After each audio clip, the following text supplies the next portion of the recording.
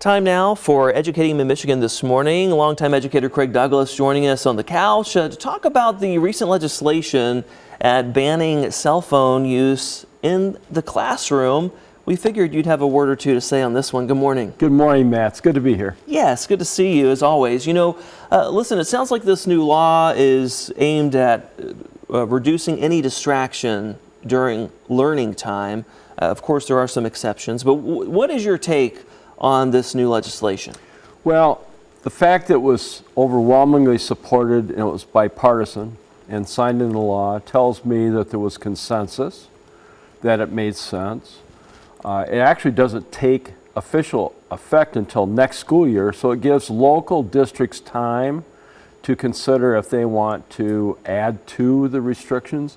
Basically, in my own language, the restrictions are for in the classroom. Kids are not going to be allowed to be distracted on their cell phones during class. The passing time, lunch time, and whether or not cell phones or iPhones can be used for instructional purposes, those are all up to the individual school districts. So I think there a lot of sense, good sense went into it, and I think there's widespread acceptance by both educators but also parents.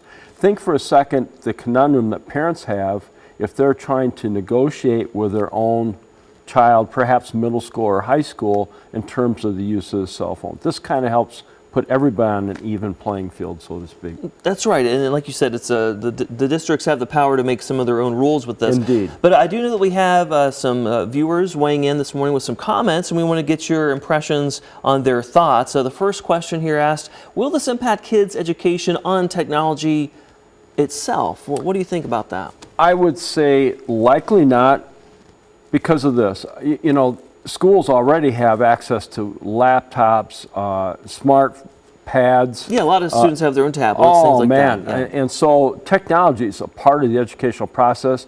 COVID helped accelerate that, to be quite honest with you, when we're doing things more remotely. Also, AI has definitely entered the field, and that's kind of a runaway train right now, in my opinion, and I think we need to all weigh in on the best use of AI. We don't want AI to replace students' thought processes, their creation of their own work. We don't want AI to replace teachers.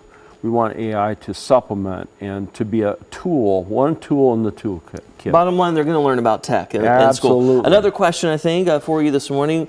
When there's an emergency happening at the school, how am I supposed to keep in contact with my child? And, you've been a long-time educator. You've seen both sides of this. What's your thought on that? Well, anytime you have an early dismissal or any kind of an unusual pattern, there needs to be one clear voice.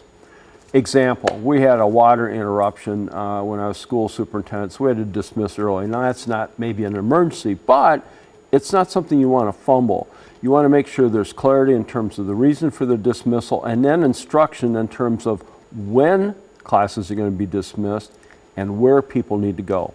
If there's confusion in that, that can really create some sort of clog. Let's take for an example I didn't have, but an example that could happen. What if there's some sort of a kitchen fire in the food service? Well, you don't want 30 students calling home and really putting a panic in and perhaps plugging an avenue in for fire to come in and put the fire out. Well, and again, there are exceptions. You can read up on an emergency to use a phone. And then quickly, we'll just ask one more question from viewers. Schools should not touch anything or keep anything that they are not paying for.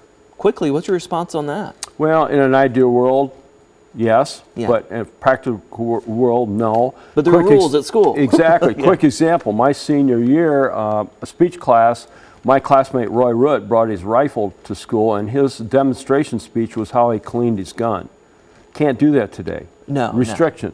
So we have to change with the times. This is one change I'm afraid we all have to accept. All right, some great thoughts there and weighing in on this new law. As always, if you have any education-related questions, email us goodmorning@abc12.com. We're out of time, but it was great to chat with you as always. Thanks, Matt.